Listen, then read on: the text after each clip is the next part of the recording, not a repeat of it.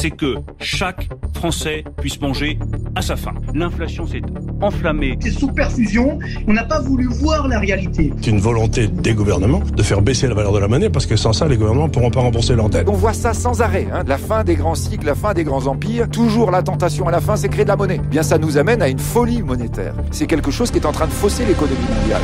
It will come. In due course. Ça y est, nous y voilà au crépuscule de ce long cycle économique. Les crises et leurs boucs émissaires se succèdent, mais le voile qui se lève nous révèle un monde fragile et désorienté. Impassible, Bitcoin poursuit sa fulgurante ascension, reprend son souffle, repart de plus belle, imposant jour après jour le langage d'une ère nouvelle.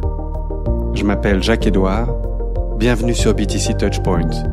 Chaque semaine, au travers de lectures et de conversations, je vous mets le pied à l'étrier. Je partage avec vous les savoirs fondamentaux pour comprendre Bitcoin. Salut, je commence par te souhaiter une excellente année à toi, à tes proches. C'est vrai que c'est pas évident de savoir ce que cette année 2023 nous réserve. Tant ça part dans tous les sens, c'est une phase très chaotique, ça secoue. Un peu comme les convulsions d'un système qui serait engagé dans une mue douloureuse. Et ça va sans doute se poursuivre et s'amplifier encore quelque temps. Alors ça nous empêche pas d'être optimistes parce que dans le chaos qui s'étend, on est de plus en plus nombreux à bénéficier du signal clair, régulier, imperturbable de Bitcoin, de son ancrage dans le réel. Bitcoin dans la tourmente, c'est le phare qui rassure, qui guide, qui oriente. Et puis c'est le tsunami d'ingéniosité, cette profusion de talents qui bâtissent sur ce protocole pour le bénéfice de tous. Et c'est là un des aspects dont traite la lecture de ce jour, le 3e épisode consacré au travail d'Andreas Antonopoulos, un texte court, extrait de la conférence intitulée « Réseau stupide, innovation et festival des biens communs ». Cette conférence qui s'est tenue à San Francisco en janvier 2015, ça fait 8 ans déjà. Et cette conférence, elle a pas pris une ride. Elle demeure super instructive, notamment si comme moi, tes connaissances en informatique et en architecture de réseau sont limitées, voire nulles. Allez, on y va. Aujourd'hui, je voudrais vous parler des réseaux stupides, je veux vous parler des réseaux intelligents. Je veux parler de la valeur de l'open source quand il rencontre la finance, et je voudrais parler du festival des biens communs. Bitcoin n'est pas un réseau intelligent, c'est un réseau stupide de traitement des transactions, de vérification d'un langage chiffré très simple. Il n'offre pas une palette complète de services et de produits financiers. Il ne dispose ni d'automatisation, ni d'incroyables dispositifs intégrés. Bitcoin est un réseau stupide, et c'est là l'un de ses atouts les plus importants. Quand vous créez un réseau en créant son architecture système, l'un des choix les plus fondamentaux à faire est, faut-il créer un réseau stupide qui est compatible avec des appareils intelligents, ou créer un réseau intelligent qui prend des appareils stupides? Le réseau téléphonique était un réseau très intelligent.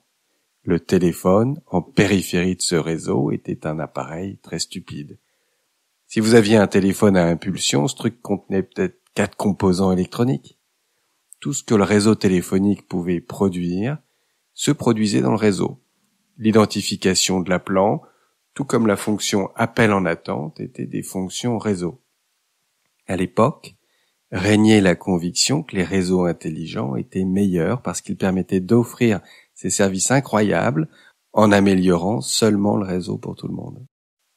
Mais il y a un petit désavantage aux réseaux intelligents.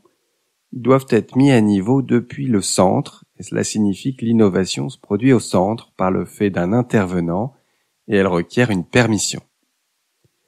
L'Internet est un réseau stupide, bête comme ses pieds. Tout ce qu'il sait faire, c'est déplacer des données d'un point A à un point B.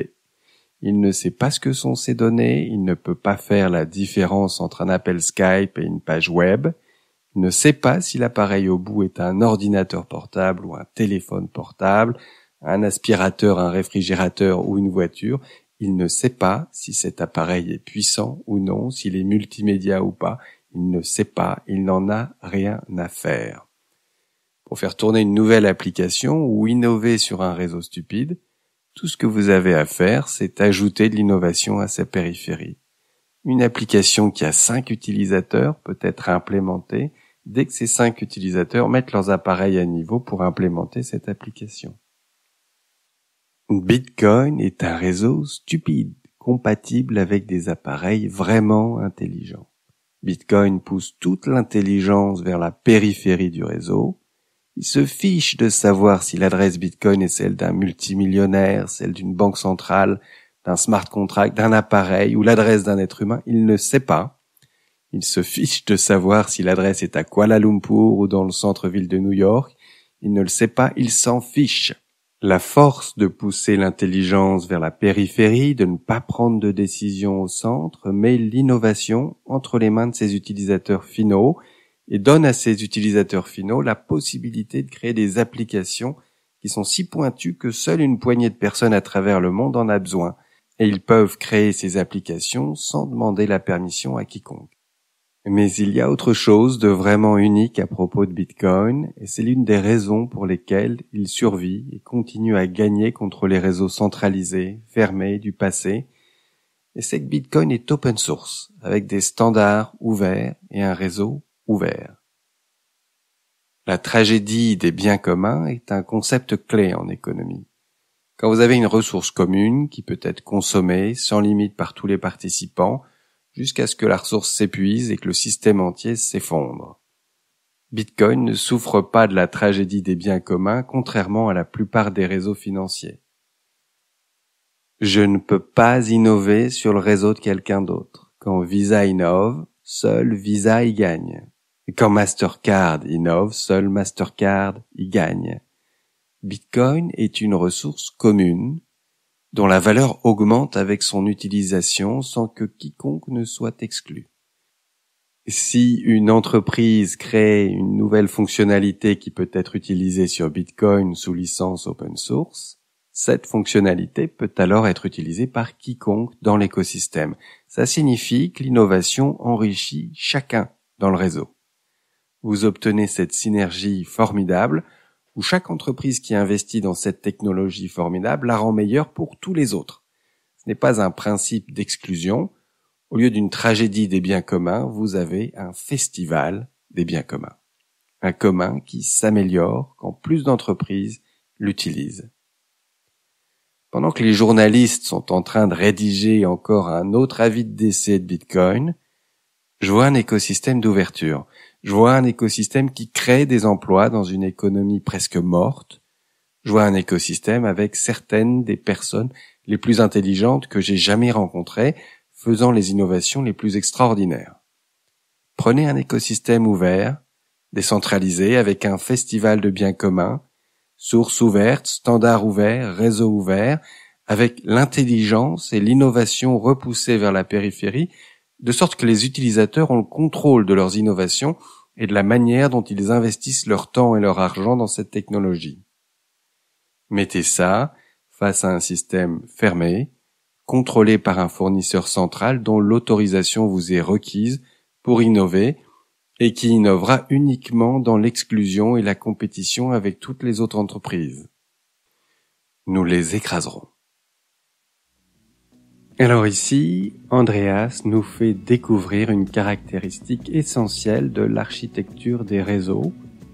On est maintenant capable de discerner les réseaux intelligents, sophistiqués mais centralisés et donc contraignant l'innovation, des réseaux dits stupides, beaucoup plus simples, assez dépouillés dans les fonctionnalités qu'ils offrent, mais qui autorisent et stimulent l'innovation à leur périphérie. On comprend aussi que le réseau téléphonique, c'était un truc intelligent, complexe, mais pas génial pour l'innovation.